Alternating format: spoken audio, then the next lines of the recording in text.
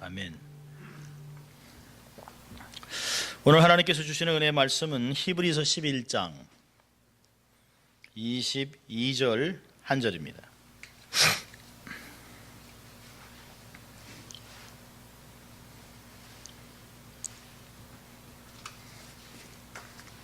히브리서 11장 22절 말씀 제가 봉독해 드릴 때 하나님의 은혜를 경험할 수 있기를 바랍니다. 믿음으로 요셉은 임종시에 이스라엘 자손들의 떠날 것을 말하고 또 자기 해고를 위하여 명하였음에. 아멘. 하나님의 말씀이었습니다.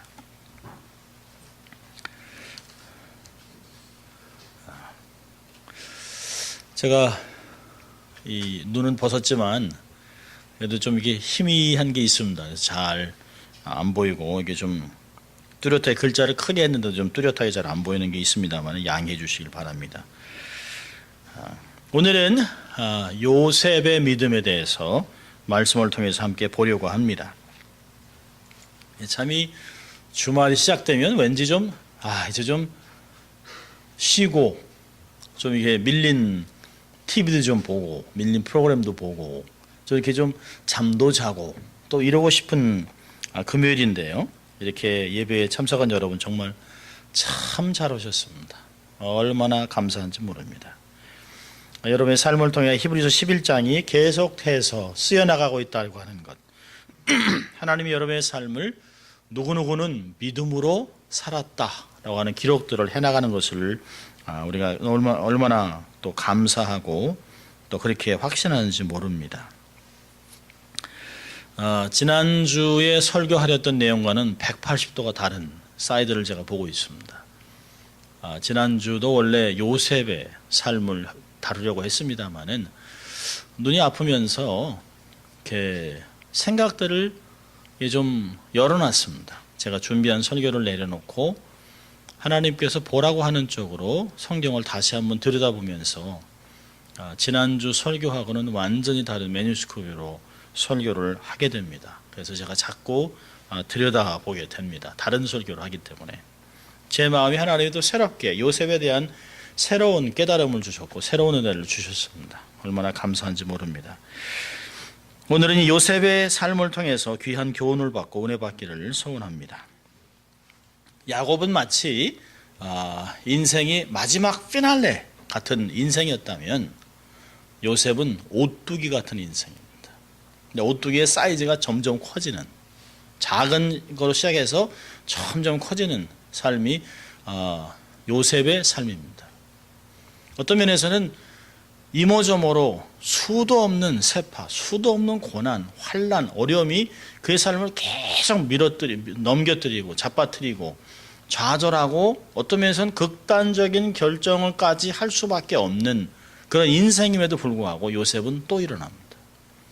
또 일어나고 결국은 하나님의 뜻을 성취하고 그 뜻을 통해서 이스라엘이 대민족으로 성장할 수 있는 문을 열었다고 하는 건 굉장히 큰 역사를 우리가 볼 수 있습니다. 정말 절망의 수렁에 빠뜨려도 자포자기하지 않고 극단적인 표현을 한마디도 하지 않았습니다. 오뚜기같이 그 삶의 믿음이라고 하는 것이 중심추로 그를 잡고 있었습니다. 아무리 밀어도 장소는 옮겨갈 수 있어요. 오뚜기를 물어보면 툭 하고 세게 밀면 저쪽으로 밀려갈 수 있습니다. 근데 밀려간 상태에서도 또 벌떡 일어납니다. 발로 걷어차도 집어 던져도 이쪽으로 몰아놔도 오뚜기는 다시 원위치로 딱 서 있습니다. 마치 신앙이 넘어져도 아주 넘어지지 않으면 하나님이 의로운 자를 일으킨 것 같이 하늘을 향해서 하나님을 향해서 벌떡 일어나는 힘이 요셉을 통해서 나타나고 있습니다. 구약에 수많은 믿음의 사람이 있지만 그 중에서 요셉만이 가장 예수 그리스도를 잘 묘사하고 있다고 합니다. 예수 그리스도를 가장 닮았습니다. 족장들도 실수하고 족장들도 잘못하고 거짓말을 하고 인생에서 정말 추한 모습들이 보이지만 요셉의 삶에서는 한마디의 실수도 한 번의 잘못도 또 거짓도 없습니다. 원망하거나 좌절하거나 아픈 가운데 다른 사람에게 복수를 해야겠다는 마음도 하지 않습니다. 경쟁도 하지 않습니다. 어느 누구와도 경쟁하지 않습니다. 그게 요셉의 삶입니다. 여러분, 요셉 인생 보면 얼마나 어려움을 많이 겪었습니까? 정말 사람이 어떻게 이런 어려움을 겪을 수 있을까? 아버지의 그 편애 때문에 있을 수도 있습니다만은 자기 형들에게, 배다른 형제이긴 하겠지만 한 가족 아닙니까? 자기 형들에게 거의 죽음까지 몰려갔다가 형들의 손에 의해서 노예상에게 팔립니다. 그리고 그는 애굽 시위대 장관 보디발이라고 하는 사람 집에 노예로 팔려갑니다. 그때 그 나이가 17세입니다. 17세면 아직도 어리죠. 저희 아들이 지금 17세인데요. 이렇게 보면 철없죠. 참 세상 물정 모르고 이렇게 가는 걸 보면, 학교 갈 때 이렇게 보면 자기는 다 컸다고 합니다만 부모 눈에는 아이고 조그만 게 가방을 메고 학교를 간다 하는 생각을 합니다. 저 어린 게 이 어려운 세상을 어떻게 헤치고 나갈고, 그런 생각을 하는데 17세에 노예로 팔려갔습니다. 노예로 팔려가서 한 집에서 거의 10년 정도의 노예 삶을 합니다. 그러다가 그가 집에 있는 안주인의 유혹에 누명을 쓰고 감옥에 들어갑니다. 감옥에 들어가서 또 하나님이 함께 하심으로 3년의 세월을 지납니다. 그래서 13년의 세월이 지난 후에 30세가 되어 인생이 절대적으로 바뀌어버립니다. 세상의 모든 권력을 14년 안에 잡습니다. 그렇다면 적어도 7년이라는 세월이 지나고 그러면 37세가 됩니다. 그리고 39세가 되어서 모든 땅의 기근 때문에 사람들이 그곳에 몰려들기 시작합니다. 40세가 되어서 자기 형제들을 처음으로 보게 됩니다. 그러면 23년의 세월 만에 자기 형제들을 만나고 자기 형제들의 목숨이 자기 손에 달려 있습니다. 말 한마디면 죽일 수 있습니다. 그런데 그러지 않고 그들을 품고 하나님의 역사를 감당하는 믿음의 거인이 바로 요셉이라고 하는 사람입니다. 어떤 면에서는 하나님의 손에 놀랍게 쓰임받은 완벽한 인생을 살아냈습니다. 오늘의 본문은 이러한 지도자로 살아갈 수 있었던 것은 한마디로 얘기합니다. 믿음으로 요셉이 이러한 삶을 살아갈 수 있었던 배경은 믿음이라는 것이에요. 요셉의 생애를 보면 너무나 소개하고 싶은 내용이 많죠. 너무너무 많습니다. 38장부터 해서 50장까지 요셉의 삶이 각 장마다 그의 삶이 기가 막히게 묘사되고 있습니다. 그런데 히브리서는 오늘 11장 22절을 보면 이삭, 야곱에 이어서 달랑 한 구절을 할애하고 있습니다. 생애를 소개하는 것이 아니라 그의 생애의 마지막 부분을 기록하고 있습니다. 마치 야곱의 임종 부분을 기록한 것과 유사합니다. 임종 시에 21절에 야곱은 죽을 때에 아버지와 같이 요셉의 삶을 마지막 부분을 하이라이트로 기록하고 있습니다. 마치 모든 사람의 생애는 마지막 때 결판난다라고 하는 말과 비슷합니다. 이제까지의 삶은 어떻게 살았냐가 중요한 것 같지만 사실은 중요하지 않습니다. 마지막에 인생을 다 뒤집어 엎을 수도 있습니다. 마지막에 하나님 앞에 설 때 커밍아웃 하는 사람들이 있습니다. 마지막에 예수를 부인하고 가는 사람도 있습니다. 그러나 마지막에 강도같이 예수님께 나를 기억해 주십시오. 예수님이 그를 보고 내가 오늘 나와 낙원에 있으리라. 아무것도 주를 위해 한 것이 없지만 그렇지만 구원을 받은 그런 강도의 이야기도 나옵니다. 인생이 마지막에 어떻게 종료되는가, 인생의 마지막 부분에 어떤 모습으로 기록될 것이냐는 굉장히 중요합니다. 야곱이나 요셉은 임종시에 죽을 때에 그의 믿음의 절정을 달렸습니다. 그럼 요셉이 갖고 있던 믿음은 어떤 것일까요? 자, 우리 요셉의 삶을 좀 들여다보려면 요셉의 삶을 가장 멋지게 기록한 창세기 39장으로 갈 수 있습니다. 자, 우리 창세기 39장으로 갑니다. 어떤 면에서는 고난의 시작이기도 하지만 이 고난의 시작 속에 그가 능히 견딜 수 있었던 비결이 이곳에 기록되어 있습니다. 창세기 39장 1절부터 6절까지만 보겠습니다. 우리 찾으셨으면 우리 한 목소리로 같이 합독하겠습니다. 요셉이 이끌려 애굽에 내려가매 바로의 신하 시위대장 애굽 사람 보디발이 그를 그리로 데려간 이스마엘 사람의 손에서 그를 산이라. 여호와께서 요셉과 함께 하심으로 그가 형통한 자가 되어 그 주인 애굽 사람의 집에 있으니 그 주인이 여호와께서 그와 함께 하심을 보며 또 여호와께서 그의 범사에 형통케 하심을 보았더라. 요셉이 그 주인에게 은혜를 입어 섬김에 그가 요셉으로 가정 총무를 삼고 자기 소유를 다 그 손에 위임하니 그가 요셉에게 자기 집과 그 모든 소유물을 주관하게 한 때부터 여호와께서 요셉을 위하여 그 애굽 사람의 집에 복을 내리심으로 여호와의 복이 그의 집과 밭에 있는 모든 소유에 미친지라. 주인이 그 소유를 다 요셉의 손에 위임하고 자기 식료 외에는 간섭하지 아니하였더라. 요셉은 용모가 준수하고 아담하였더라. 요셉의 믿음을 저는 크게 히브리서 11장과 오늘 본문을 가지고 세 가지로 요약을 하려고 합니다. 첫째로는 하나님의 임재를 경험하는 믿음. 어떤 면에서 하나님의 임재를 확보하는 믿음입니다. 두 번째로는 사명을 감당하는 믿음. 세 번째로는요, 약속을 신뢰하는 믿음. 이 세 가지가 요셉의 믿음을 가르치고 있습니다. 묘사하고 있습니다. 자, 하나씩 보겠습니다. 첫째로 하나님의 임재를 경험하는 믿음. 여러분, 요셉의 삶을 대표하는 묘사하는 대표적인 표현이 오늘 본문에 나와 있어요. 여호와께서 요셉과 함께 하심으로. 본문에 여러 번 나오고 있습니다. 2절에 여호와께서 요셉과 함께 하심으로. 또 3절에는요. 주인이 여호와께서 그와 함께 하심을 보며.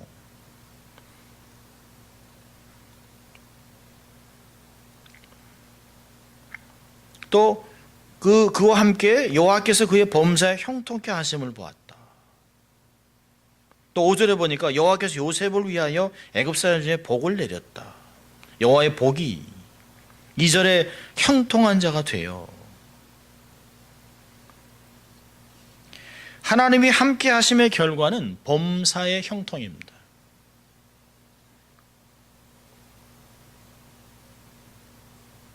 이 범사의 형통이라고는 마틀리아흐라고 하는 그 히브리어 단어는 형통이라기보다는 번영케 하는, 성공케 하는 그런 뜻이 있습니다.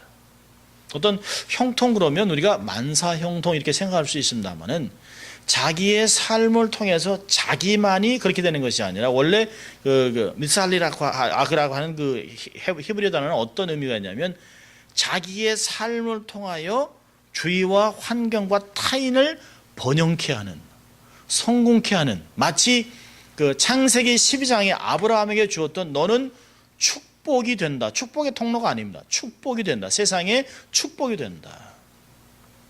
그러니까 요셉은 하나님이 함께 하셨기 때문에 자기가 축복 자체가 되어버렸습니다.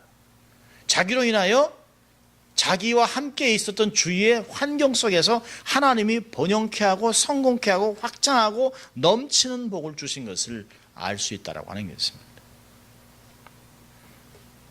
하나님이 함께 하심이 능력의 원천입니다. 형통의 비결입니다. 우리는 가끔 오해할 수가 있습니다. 우리가 열심히 살아가면 만사 형통하겠지. 여러분, 우리의 열심히 하나님의 임재를 확보하게 하지는 않습니다. 열심은 어떤 면에서는 하나님과 관계없는 열심을 드러낼 수 있습니다. 여러분, 하나님이 허락하지 않은 어떤 것을 가지고 우리가 열심을 낸다고 해서 하나님 우리 함께 하시나요? 그렇지 않습니다. 여러분, 하나님이 함께 하신다고 해서 작은 그릇이 갑자기 큰 그릇이 되지는 않습니다. 못난 그릇이 성령의 충만해도 온전한 훈련과 과정을 지나야만 그가 하나님의 쓰는 그릇이 됩니다. 혹독한 훈련을 거쳐야 합니다. 성품이 깎여야 합니다.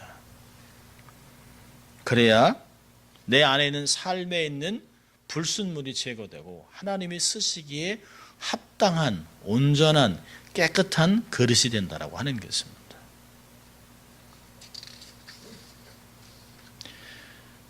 하나님의 임재를 확보하고 살았던 요셉의 삶은 어땠길래 하나님이 그와 함께 하셨을까요? 저는 요셉의 삶 전체를 보면서 크게 세 가지를 봅니다. 첫째로는 요셉은 매사에 성실했습니다. 여러분, 요셉이 17살에 노예가 됐습니다. 처음부터 그가 그 가정의 총무가 되진 않았습니다. 보디발 장관 집에 모든 그 재물을 총괄하는 집사, 요즘 같으면 집사겠죠. 가정 총무가 되진 않았습니다. 17살이면 별로 재주도 없습니다. 그 형들은 목자로 목동으로 양들을 몰고 가면서 며칠씩 이불도 없이 담요도 없이 어떤 때는 밤이슬을 맞아가면서 양떼들을 돌봤지만 요셉은 휘황찬란한 옷, 요즘 같으면 그 옷이 어느 정도면 한 3만 불이나 되는 옷을 입고 돌아다녔습니다. 채색옷이라고 하는 단어는 굉장한 옷입니다. 그건 장자권을 의미하는 것이에요. 그러니까 형들이 보고서 저 막내를 아버지가 왜 이렇게 총애해가지고 우리는 이런 거렁보이 같은 옷을 입는데 왜 쟤는 옷을 그냥 집안 채하고도 맞먹는 옷을 입혔냐는 것이에요. 그런 거 보면 요셉은 물 한 방울 손에 안 묻혀본 인생입니다. 그렇지만 총명했습니다. 그렇지만 그는 예배자였습니다. 비록 노동은 하지 않았지만 그는 하나님으로 오는 지혜와 계시를 받았던 사람입니다. 비록 17살이지만 장년같이 육체적인 노동은 할 수 없었지만 그는 지혜가 있었고요, 분별력이 있었고요, 매사의 모든 일을 잘 배웠습니다. 무슨 일이든지 시키는 대로 잘했습니다. 매사에 불평하거나 원망하지 않았습니다. 맡겨진 일을 충성되게 감당했습니다. 하나님이 그와 함께 하심으로 그가 감당치 못할 시험을 받지 않게 하셨어요. 시련 중에서도 능히 잘 참고 견딜 수 있게 하셨습니다. 그래서 그 결과로 다른 사람들이 요셉과 함께 일을 해보면 사람들이 감탄을 하는 것이에요. 사귀다 보면 그의 지혜와 통찰력과 겸손함을 봅니다. 이 사람 참 훌륭하고 쓸만한 사람이구나. 이렇게 사람들에게 검증이 되기 시작했습니다. 그 검증은 그의 상사로 인해서 계속해서 주인의 마음에 들게 된 것이죠. 보디발 장관은 그를 유심히 보았을 것이에요. 시간이 갈수록 깨버리지 않습니다. 시간이 갈수록 열심을 냅니다. 다른 사람은 못한다, 할 수 없다, 불평하는 그 일도 그에게 맡겨놓으면 일이 되는 것이에요. 일이 풀어지는 것입니다. 늘어납니다. 보면 볼수록 아주 쓸만한 사람이라는 평가를 받게 됩니다. 이것이 하나님의 은혜의 은사입니다. 그에게 맡겨진 일에는 하나님이 주신 지혜와 명철함으로 일을 잘 감당케 하는, 일이 되게 하는, 일을 성취시키는 지혜가 있습니다. 시간이 지나면서 검증되고 주인도 신뢰하고 그를 가정 총무로 만들었습니다. 여러분, 노예의 근성이 뭡니까? 노예 근성. 노예 근성은 시키는 일만 합니다. 노예 근성은 눈치를 봅니다. 시킨 일도 가능하면 안 하려고 합니다. 대충 때웁니다. 주인의 눈치만 봅니다. 기회만 되면 도주하려고 합니다. 노예의 특징은 기회만 되면 도둑질을 합니다. 그게 노예 근성입니다. 그런데 요셉에게는 이런 모습이 전혀 보이지 않습니다. 마치 내일같이 주인의 의식을 가지고 주인이 보든 안 보든 다른 사람이 보든 안 보든 신경을 안 쓰고 어찌하든지 자기에게 맡겨진 일 외에 주인을 기쁘게 하기 위해서 최선을 다하는 모습을 주인은 그를 통해 보는 것입니다. 그리고 보디발 장은 알았죠. 저 녀석을 통해서 이 일이 된다. 이 녀석 하나 때문에 온 노예들이 이 아이 때문에 지금 바뀌고 있다라고 하는 걸 보는 것이에요. 아, 리더감이다라고 하는 것이에요. 여러분, 리더의 첫째 조건은 성실해야 합니다. 성실은 정직입니다. 변하지 않는 일편단심을 갖고 있습니다. 성실함은 온전한 마음을 얘기하는 것이에요. 갈라지지 않은 마음입니다. 편중되지 않은 사상입니다. 굉장히 많습니다. 나는 정말 매사에 성실한가? 요셉은 매사에, 범사에 성실했습니다. 그렇기 때문에 그의 삶에 그는 하나님의 임재를 확보하고 살았습니다.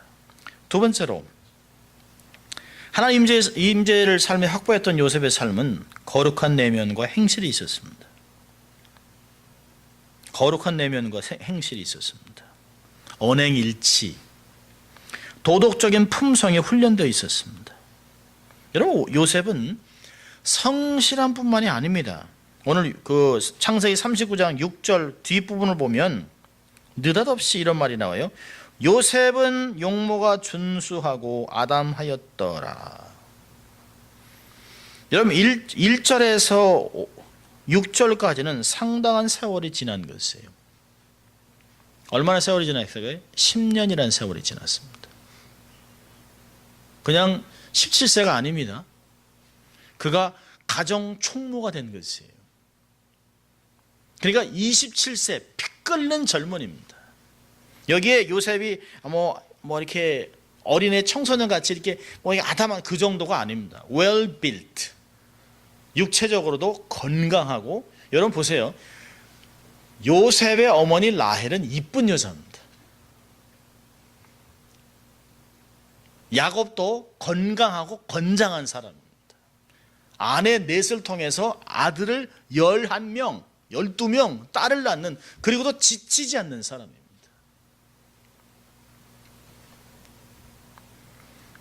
그렇다면 그 아들은 특별히 사랑하는 아내, 아주 예쁜 아내, 자기가 14년의 공을 들여서 얻은 아내를 통해서 사랑을 통해 낳은 아들이 얼마나 예쁘겠습니까? 그런데 6절을 읽으면서 요셉은 용모가 준수하고 아담하였더라 라고 하는 것은 어떤 사인을 주는 것이에요. 그게 뭘까요? 이걸 통해서 그가 실족할 수 있다는 걸 얘기하는 것이에요. 그런데 그는 실족하지 않습니다. 우리가 가끔 그런 얘기 하잖아요. 얼굴값 한다. 그게 좋은 얘기가 아니거든요.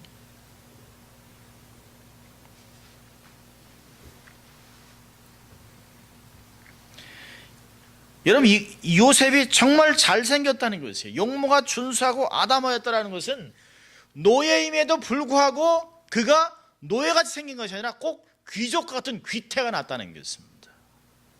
여인들의 마음을 온통 사로잡았던 그런 사람이라는 것이에요. 여러분, 마치요, 모든 여인이 다 나를 보고 있다라고 생각하면 그 남자는 아주 몹쓸 인간이 됩니다. 또 여자도요, 모든 남자가 나만 쳐다보고 있어요. 내 말 한마디에 다 그냥. 그럼요, 그 사람 인생은 꼬이게 되어 있습니다. 우리에게 얘기하고 있어요. 그 사람의 장점이 그를 실족하게 할 수 있다는 것이에요. 압살롬의 머리가 얼마나 이뻤습니까? 얼마나 멋있었습니까? 근데 그 머리 때문에 나무에 걸려 죽습니다. 사람은 아킬레스건이 다 있습니다. 근데 그 아킬레스건은 장점으로부터 오는 것이에요. 장점. 내가 자랑하고 내가 확신하고 내가 갖고 있는 어떤 것, 내가 의지하고 가만히 있어도 다른 사람이 나를 우러러볼 수 있는 그런 것이 나를 실족하게 만드는 것이에요. 보세요. 요셉은 용모가 준수하고 아담하였다 라고 한 후에 그 주인의 처가 요셉에게 눈짓하다가 동침하기를 청합니다. 요셉이 거절하며 자기 주인의 처에게 이르되 나의 주인이 가중재반 소유를 간섭하지 아니하고 다 내 손에 위임하였으니 이 집에는 나보다 큰 이가 없으며 주인이 아무것도 내게 금하지 아니하였어도 금한 것은 당신뿐이니 당신은 자기 아내임이라. 그런지 내가 어찌 이 큰 악을 행하여 하나님께 득죄하겠습니까? 여인이 날마다 요셉에게 청하였으나 요셉이 듣지 아니하여 동침하지 아니할 뿐더러 함께 있지도 아니하니라. 그러할 때 요셉이 심호하러 그 집에 들어갔더니 그 집 사람은 하나도 거기 없었더라. 그 여인이 그 옷을 잡고 가로되 나와 동침하자. 요셉이 자기 옷을 그 손에 버리고 도망하여 나가매 그가 요셉이 그 옷을 자기 손에 버리고 도망하여 나감을 보고 집사람한테 소리조로 질러서 겁탈당했다라고 얘기한 것이에요. 여러분 기도원하고 좀 다르잖아요. 데릴라가 계속 비밀을 얘기하니까 그가 죽을 징해라고 해서 죽을 징해라. 근데 요셉은 딱 정리합니다.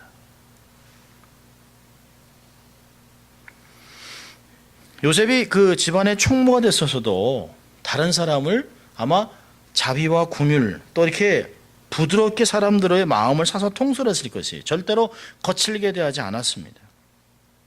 이 불의한 여인이 유혹을 했을 때도 가차없이 자르고 소리를 지르고 그 여인을 민망하게 만들지 않았습니다. 인격적으로 충분히 대화를 했습니다. 충분히 이해할 사람이기 때문에. 당신 외에는 왜? 당신은 그 사람의 아내이기 때문에 이러시면 안 됩니다. 내가 이럴 수 없습니다. 또 하나님께 득죄할 수 없습니다. 그리고 만나기도 거절합니다. 같이 있기도 거절합니다. 그런데 절호의 찬스가 왔습니다. 여러분 유혹은 내가 생각지 못할 때 다가옵니다. 내가 강해졌다고 생각할 때, 내가 성공했다고 생각할 때, 내가 어떤 고지를 점령했을 때, 교회가 대교회가 됐을 때, 어떤 사람이 성공의 고지를 달리고 있을 때 유혹은 찾아옵니다. 유혹은요 집요하게 찾아옵니다. 여러분 사람이요 유혹이 계속 오면 첫 번에는 깜짝 놀랍니다. 두 번째, 세 번째, 네 번째는 그걸 거부하기가 점점 어려워집니다. 유혹은요 기회를 타고 들어옵니다. 우리는 그 기회를 덥석 물을 때가 있습니다. 그게 베이트인지도 모르고 그럼 죽는 것이. 근데 그 요셉은 거룩한 도덕이 있었기 때문에 그에게 얘기합니다. 내가 하나님 앞에 범죄할 수 없다. 거칠게 그를 대하지 않았습니다. 보디발 장한 부인도 거칠게 대하지 않았습니다. 우리는 가끔 보면 어떤 사람들은 깨끗하게 삶을 살기 위해서 거칠게 다른 사람들을 정리할 때가 있습니다. 저도 굉장히 그렇게 살았었습니다. 근데 그런 사람들의 특징은 다른 사람들을 정죄할 때가 많습니다. 나는 그렇게 살지 않는다. 그렇게 할 수 없다. 단칼에 잘라버립니다. 다른 사람이 수치를 당하든 다른 사람이 부끄러움을 당하든 다른 사람이 어떤 상황에 있어도 나만 깨끗하면 된다는 것이에요. 내가 하나님 위해서. 근데 요셉은 그렇지 않습니다. 다른 사람도 배려하고 충분히 대화로 문제를 해결하려고 했던 사람입니다. 칼을 베는 듯한 태도를 취하지 않습니다. 결국은 자기가 변명하지도 않습니다. 그리고 감옥에 들어갑니다. 여러분 놀라운 것은 자기 아내를 범한 노예를 감옥에 넣을 이유가 없어요. 죽여버리면 되는 거지. 여러분, 성경 우리가 가만히 읽어보면 보디발 장관이 아내가 자기에게 이야기하는 것을 듣고 요셉이 자기 아내를 겁탈하려고 했던 이야기를 들은 후에 얼마나 분노했겠습니까? 그런데 10년의 관계를 통해서 보디발 장관은 요셉을 신뢰하는 것이에요. 그리고 그를 아내도 만족해줘야 되고 상황을 정리해줘야 되기 때문에 그를 고관들이 잡혀있는 감옥에 집어넣습니다. 일반 노예 감옥이 아닙니다. 보디발 장관, 시위대 장관은 누구를 컨트롤하고 있냐면 바로 왕의 명령을 쫓아서 대신들, 아주 고관들을 죽이냐 살리냐 결정하기 전에 그를 감옥에 가둬뒀던 사람들입니다. 여기가 어디예요? 시위대 장관 집 뜰 안에 있는 감옥입니다. 여러분, 성경을 우리가 39장을 가만히 읽어보면 21절에 이런 말이 있어요.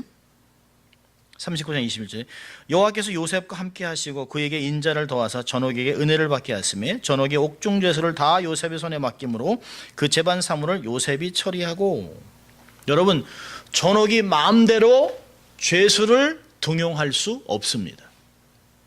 보디발 장관의 언질이 없었으면 그는 절대로 죄수를, 더군다나 노예를, 고관들을 컨트롤하게 하지 않습니다. 여러분, 이 안에 있는 그 죄인들이 누구예요? 술장관, 떡장관 같은 사람입니다. 바로 왕의 최측근들입니다. 최측근들. 세상에서 온갖 날아가는 새도 떨어뜨릴만 하는 그런 권력을 갖고 있는 사람들이에요.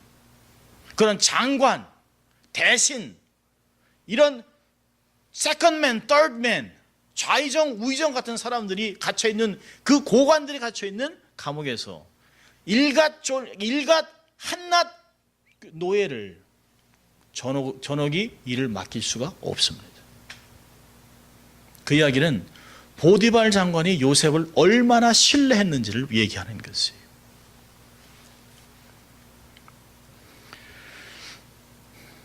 상관의 허락 없이 죄인을 등용할 수 없는 것이 그 당시의 상황입니다. 여러분, 이 하나님이 보디발 장관을 통해서 요셉을 품고 일해 나가는 것도 보면 굉장한 내용들입니다. 근데 그 중에서도 평상시에 요셉이 얼마나 정직하고 얼마나 성실하고 얼마나 성적으로 깨끗하게 살았던 것을 보디발 장관은 잘 알고 있습니다. 여러분, 요셉도 자기가 고백하잖아요. 내가 하나님 앞에서 어찌 이 큰 죄를 하나님께 어떻게 큰 악을 행하여 하나님께 득죄하겠습니까? 요즘같이 성적으로 개방된 시대에서는 웃기는 말입니다. 그거 뭐 한 번 몸 섞는다고, 한 번 잠자리 한다고, 요즘같이 성의 혁명이라고 얘기하는 소위 열린 시대에서는 웃기는 말일 수 있습니다.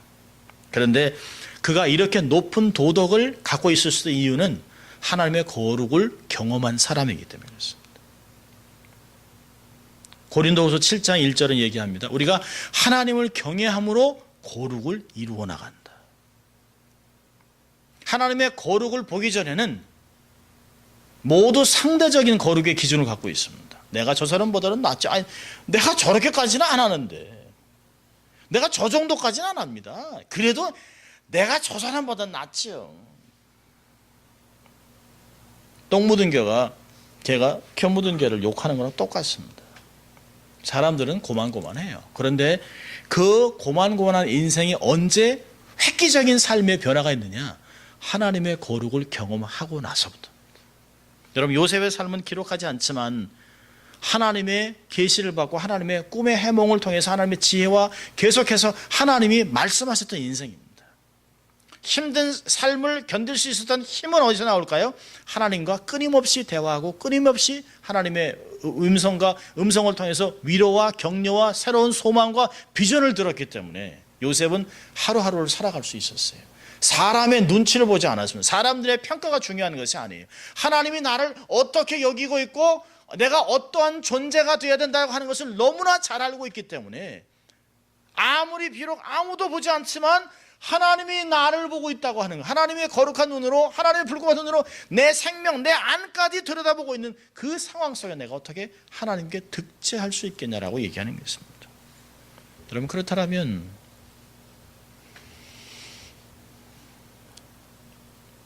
칠계를 범하는 목회자들, 범죄하는 크리스천들은 하나님의 거룩을 잃어버렸다는 것이에요. 하나님과의 교제를 중단했다는 것입니다.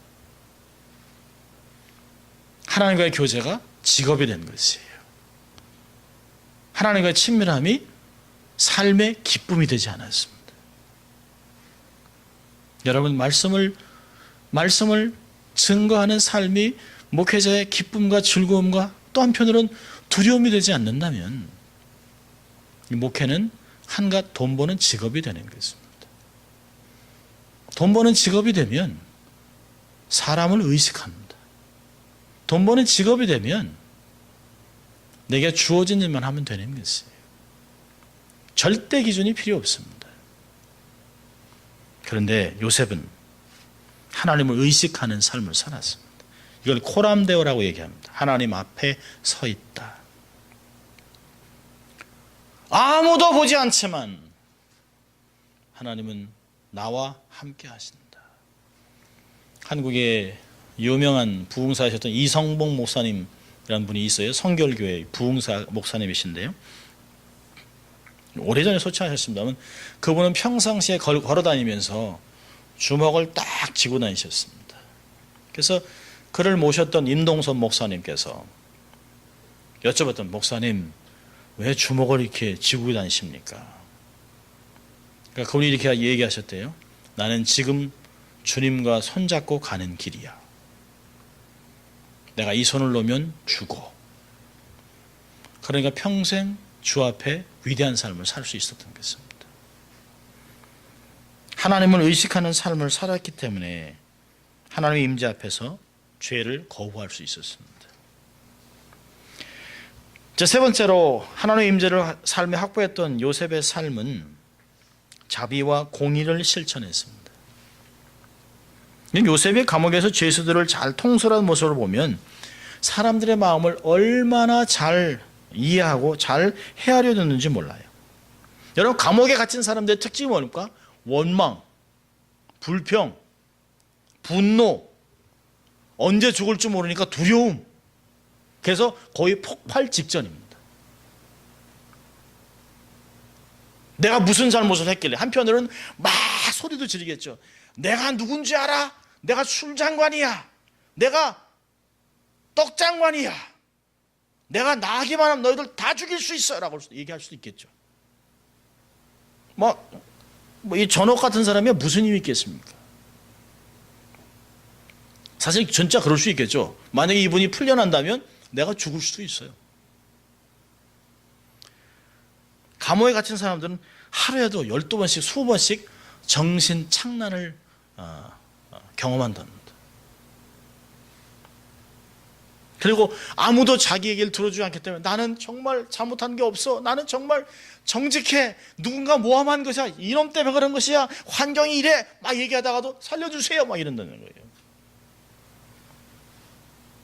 그런 특수 심리를, 절망 속에 사는 특수 심리의 사람들을, 거칠게 움직이는 사람들을 요셉은 잘 다뤘습니다. 사람들을 사랑과 긍휼을 가지고 자비와 공의로 그 사람들을 균형 있게 잘 다스렸습니다. 감옥이라고는 특수사회, 질서를 유지하면서 문제없이 편하게 지낼 수 있었던 것은 이미 그가 리더십의 자질을 확보했다는 것이에요. 요셉은 이미 감옥에서 지도자가 구비해야 될 지도력을 다 갖추고 있었다라고 하는 것이에요. 그러니까 사실은 23절로 끝나면서 하나님이 그를 범사에 형통케 하셨더라라고 39장 23절에 얘기하면서 40장에 어떤 일이 벌어질 것이라고 하는 것들을 이야기하는 것이에요. 요셉은 하나님의 임재를 확보하는 믿음이 있었습니다. 사실 얼마나 많은지 몰라요. 너무너무 많습니다. 제가 지난주에 설교하러 왔던 내용과는 다른 내용 중에 너무 많아서 10번이라도 설교를 하겠더라고요. 요셉의 삶을. 자, 두 번째 이 사람의 믿음은, 요셉의 믿음은 사명을 감당한 믿음입니다. 일반적으로 삶에 지울 수 없는 큰 상처를 갖고 살아가는 사람의 특징은 두 가지로 나타납니다. 극단적으로. 하나는 성공해서 확실한 복수를 해주겠다는 것이. 또 하나 극단적인 모습은 철저하게 새로운 인생을 살아가면서 포장해서 과거를 지워버립니다. 아무도 알아볼 수 없을 정도로. 여러분, 요셉은 그렇게 살아갈 수 있었습니다. 여러분, 히브리인들은 머리를 깎지 않습니다. 그런데 애굽 사람들은 머리를 깎습니다. 애굽 공주가 나일강에 내려오는 아기를 보고 이는 히브리인이라 얘기한 이유가 뭘까요? 몇 가지 이유가 있죠. 첫째로는 피부색이 달라요. 둘째로는 할례를 했어요. 셋째는 뭘까요? 머리를 깎지 않습니다. 머리를 깎았기 때문에 아무도 히브리인들이 애굽에 있는 그 요셉 총리를 보면 그가 히브리인이라고 생각을 못합니다. 또 하나 특징은 애굽 사람들은 화장을 합니다. 요즘 여인들이 미라 화장법을 하잖아요. 미라 화장법인지도 모르고 합니다. 새카맣게, 밑에도 새카맣게. 이거 미라들한테만 하는 건데요. 미라, 죽은 시체들한테 화장을 합니다. 아주 짙은 화장을 해서 눈썹이 올라가게 하고 남자들도 얼굴에 빨간 칠을 했습니다. 그래서 뚜렷하게 얼굴이 멀리서도 보여요. 그는 그렇게 살아갈 수 있었습니다. 근데 요셉의 삶에는 이런 극단적인 모습이 전혀 드러나지 않습니다. 자신이 과거 노예했던 신분을 잊어버리거나 히브리인이라고 하는 것을 잊은 적도 없습니다. 자신에게 아픔을 준 형제들에 대한 철저한 복수를 다짐하지도 않습니다. 요셉은 자기가 성공하면 성공할수록 높은 주야 이 엄청난 파워가 자기의 삶에 어떤 목적이 있다는 것을 깨닫기 시작합니다. 아브라함, 이삭, 야곱으로 내려오는 하나님이 주신 사명과 하나님의 계획을 계속해서 기억하는 것이에요. 하늘의 별과 같이 자손이 많을 것과 바다의 모래같이 많게 될 아브라함의 미래가 어떻게 될 것인가를 계속 묵상했습니다. 그리고 특별히 엄청난 파워를 가지고 그 7년의 풍년을 지난 후에 2년의 흉년을 지나면서 그는 마음이 어디가 있을까요? 아브라함이 준 약속을 생각하는 것이. 만약에 가나안에 있는 내 아버지와 식구들이 가나안 때문에 고통을 당하면 혹시 저들이 목숨을 잃으면 하나님이 아브라함에게, 이삭에게, 야곱에게 주었던 하나님의 그 계획, 우리 아브라함 명문가에 허락하신 하나님의 비전과 꿈은 그럼 어떻게 될 것인가를 생각하는 것입니다. 그러면서 하나님이 이때의 나를 이곳에 놀라운 힘과 능력과 권세를 갖게 하신 것은 어떤 목적이 있다는 것을 확실하게 알기 시작합니다.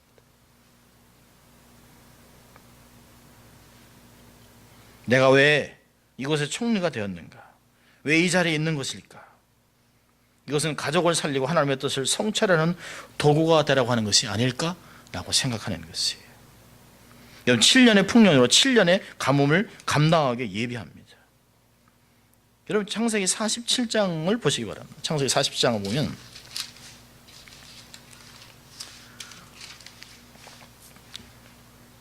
이미 가족들이 온 상태입니다마는 가뭄 때에 이 요셉이 한 정치적인 행정이 대단한 모습으로 나타납니다. 창세기 47장을 보면 13절부터 20절까지 기근이 더욱 심하지다 이렇게 나와 있습니다. 기근이 더욱 심하여 사방에 식물이 없고 애굽 땅에 가나안 땅이 기근으로 쇠약하니 요셉이 곡식을 팔아 애굽 땅과 가나안 땅에 있는 돈을 몰수히 거두고 그 돈을 바로의 궁으로 가져오니 애굽 땅과 가나안 땅에 돈이 지난니라. 애굽 백성이 다 요셉에게 와서 가로되 돈이 지나였사오니 우리에게 식물을 주소서 어찌 주 앞에서 죽으리이까. 요셉이 가로되 너희의 짐승을 내라. 돈이 지나였으니 내가 너희의 짐승과 바꾸어 주리라. 그들이 그 짐승을 요셉에게 끌어오는지라. 요셉이 그의 말과 양떼와 솥대와 나귀를 받고 그들에게 식물을 주되 곧 그 모든 짐승과 바꾸어서 그 해 동안에 식물로 그들을 기르니라.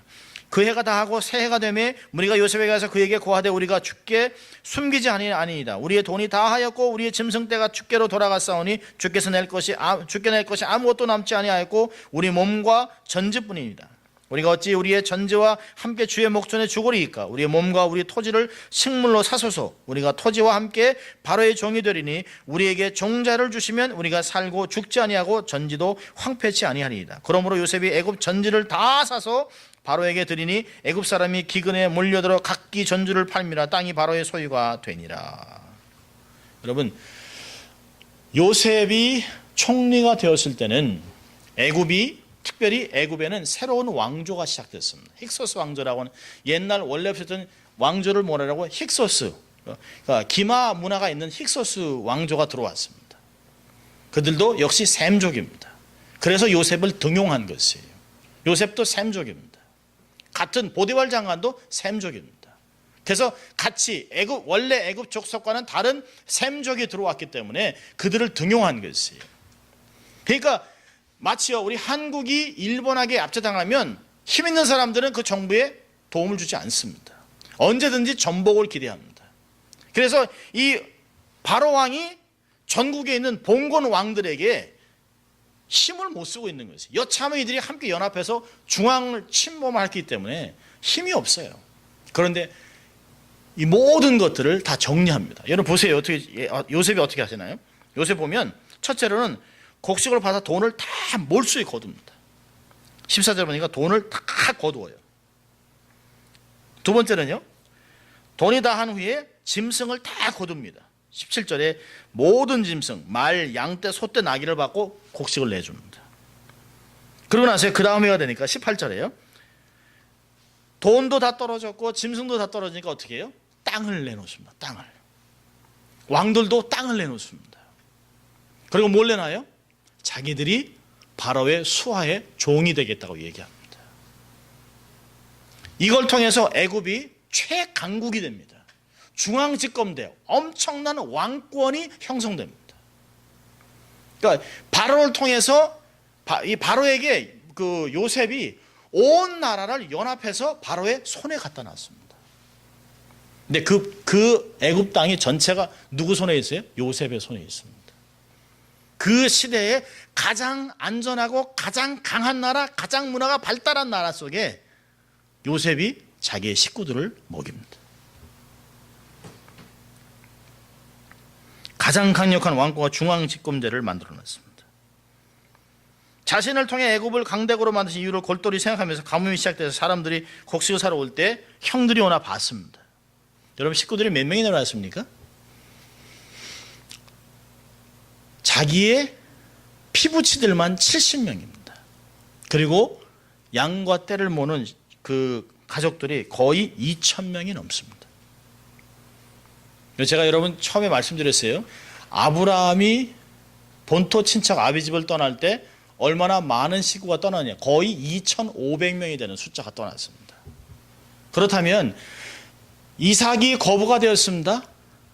야곱도 엄청난 거부였다면 적어도 3,000명이 넘는 사람이 애굽으로 들어옵니다.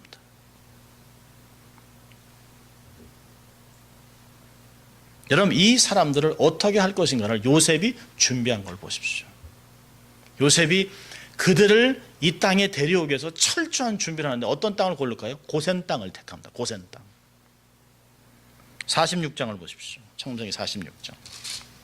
46장 31절부터 34절 보면 요셉이 그 형들과 아비의 권속에게 이르되 내가 올라가서 바로에게 고하여 이르기를 가나안 땅에 있던 내 형들과 내 아비의 권속이 내게로 왔는데 그들은 목자라 목축으로 업을 삼음으로 그 양과 소와 모든 소유를 이끌고 왔나이다 하리니 바로가 당신들에게 불러서 너희의 업이 무엇이냐 묻거든 당신들은 고하기를 주의 종들은 어렸을 때부터 지금까지 목축하는 자이온데 우리와 우리 선조가 다 그러하나이다 하소서. 애굽 사람은 다 목축을 가증히 여기나니 당신들이 고센 땅에 거하게 될 것입니다. 그럼 고센 땅은 가나안 땅으로 들어가는 지름길입니다. 고센 땅은 목축을 하기에 아주 좋은 땅입니다. 농경을 중심으로 고도의 문화를 누리던 애굽 사람들은 목축을 가증히 여겼습니다. 충분한 물이 있는 나일강 근처에 있는 사람들이 언덕 있는 대로 고센 땅으로 올 이유가 없어요. 왜냐하면 그곳에 가서 땅을 개간해야죠. 돌을 걸러내야죠. 풀을 다 뽑아야 되죠. 그러려면 시간이 없어요. 왜요? 충분히 물도 있고 농경지가 있어요. 더군다나 짐승을 키우는 시골 사람, 촌부들, 목축업자들이니까 안 좋아하죠. 철저히 준비하고 고센 땅을 택했습니다. 땅을 개간하기에는 시간이 걸리지만 당분간 목축업하기에는 아주 적당한 것이에요. 그렇다면 왜 고센 땅을 선택했을까요? 여러 가지 이유가 있습니다. 첫째로는 흩어짐을 면하기 위해서인 것입니다. 여러분 그 중심 도시에 가서 택했다면 형제들이 각자 자기의 좋은 곳을 택하면 뿔뿔이 흩어질 수 있습니다. 오합지졸이 될 수 있습니다. 큰 민족으로 성장할 수 있는 그런 바운더리가 필요했습니다. 누구에게도 제약을 받지 않고 쉽게 아버지가 또 자기가 통제할 수 있는 땅을 선택해서 고센 땅으로 데리고 갔습니다. 두 번째로는 고센 땅을 선택한 것은 독특한 전통과 문화를 유지하기 위해서입니다. 유일신 여호와를 섬기는 종교와 전통, 제사의식을 감당하기 위해서는 애굽 사람들의 방해를 받지 않는 간섭을 피하는 것이 좋습니다. 특별히 양을 번제를 드리는 번제를 드리는 그 유대인들에게는 짐승을 통째로 태우는 그런 문화를 가증히 여기는 애굽 사람들이 금지할 수도 있습니다. 그러니까 따로 목축업을 싫어하는 사람들이 아예 오지도 않는 그런 산간지역과 멀리 떠 있는 곳에 그곳에서 마음껏 제사를 드리고 마음껏 양을 드리고 마음껏 예배를 드릴 수 있는 그런 공동체, 믿음 공동체, 신앙 공동체를 만들기 위해서 따로 떨어진 것이죠. 또 하나는요, 피가 섞이지 않기 위해서.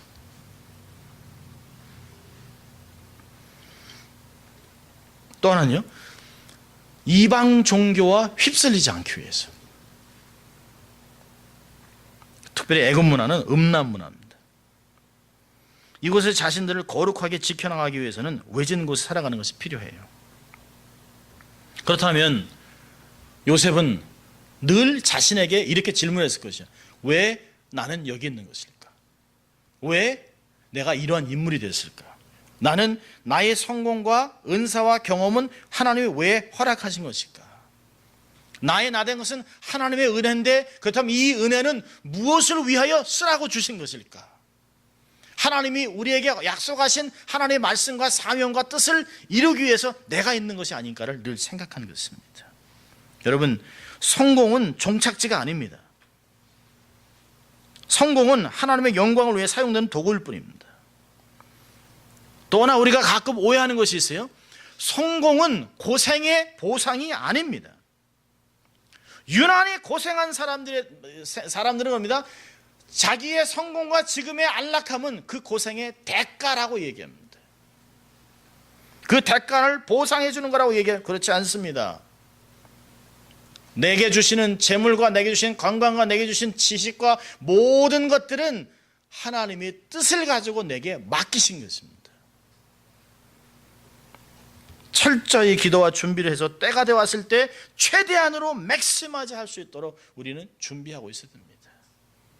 부자 돼야 합니다. 그러나 그냥 부자가 되면 안 됩니다. 하나님의 영광과 뜻을 이루기 위해 준비된 부자가 돼야 합니다. 사명을 감당한 믿음입니다. 부르심과 사명을 깨달았으면 사용받기 준비해야 됩니다. 자, 세 번째로 마지막입니다.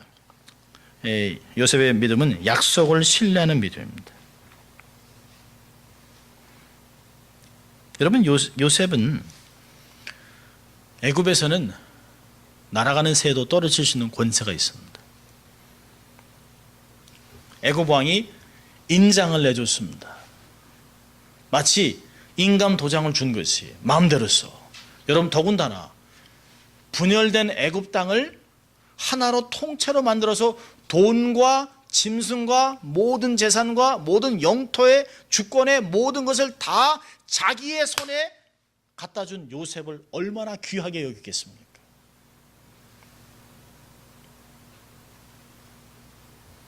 자기가 말만 하면 모든 것을 누릴 수 있었던 사람입니다. 그런데 그는 결코 죽는 마지막 순간에 애굽의 부귀, 영화, 권력에 빠지지 않았습니다. 죽는 순간까지 하나님의 약속을 기억하고 있었습니다. 하나님의 약속대로 그 약속을 기억하고 마지막을 결론지었다고 하는 사실입니다. 자기 후손에게 자신을 애굽 땅에 묻지 말라고 시온의 땅으로 자기의 뼈를 가져가라고 명령을 했습니다. 여러분, 요셉의 장례 행렬이 엄청났을 거 아닙니까? 요셉이 죽을 때 애굽 사람들이 얼마나 오랫동안 고걸했을까요? 나라의 건국, 아마 애굽 왕보다 더 인기가 있었던 애굽 왕마저도 마치 자기를 아비같이 여겼던 그런 요셉입니다. 그 요셉을 위해서 애굽에 있는 바로는 애굽 땅에 어떤 것도 줄 수 있습니다. 원하는 것 모든 것 줄 수 있는 최고의 땅 명당자를 주면서 그것에 가장 큰 어떤 면에서는 피라미드 같은 것을 만들어 줄 수도 있습니다. 근데 사람들은 봤습니다. 죽어가면서도 그가 애굽 땅이 아닌 가나안 땅을 바라보고 있다는 걸 봤습니다. 사람들은 생각했죠. 그의 관심은 가나안 땅이었다. 그의 소망은 사람이 아니었다. 그의 소망은 출세가 아니었다. 그의 소망은 결코 자기의 명다를 위한 것이 아니었다. 그의 자식들도 그렇게 애굽 어머니와 애굽에서 정말 왕자 같은 인생을 살았음에도 불구하고 그 지파들이 거의 2배의 축복을 가지고 땅을 정복해 나갑니다.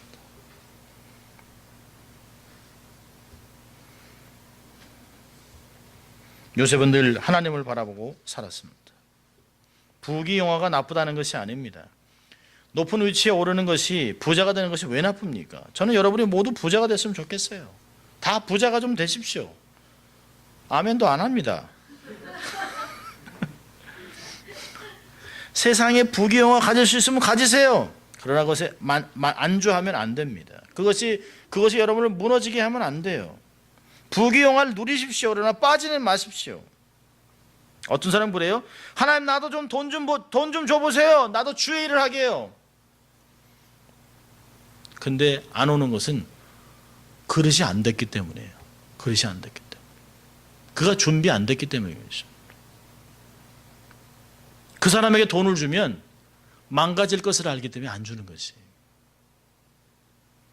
명예와 권세를 주면 그것에 묶이기 때문에 안 주는 것이. 자유롭게, 하나님의 영광에서 자유롭게 사용할 수 있는 것이 중요한 것입니다. 요셉은 죽음 앞에서도 모든 명예 물질에 자유로웠습니다. 모든 것 중에 믿음을 택하고 그는 하나님의 약속의 말씀을 믿었습니다. 여러분, 창세기 15장에 아브라함과 한 약속이 있어요. 언약을 맺었습니다. 하나님이 아브라함과 여호와께서 아브라함에게 이르시되 너는 정령이 알라 내 자손이 이방에서 객이 되어 그들을 섬기겠고 그들은 400년 동안 내 자손을 괴롭게 하리니 그 섬기는 나라를 내가 징치할지며 그의 내 자손이 큰 재물을 이끌고 나오리라. 요셉은 아브라함의 약속을 알고 있었습니다. 아브라함이 이삭에게, 이삭이 야곱에게, 야곱은 요셉에게 구전으로 전해줬을 것입니다.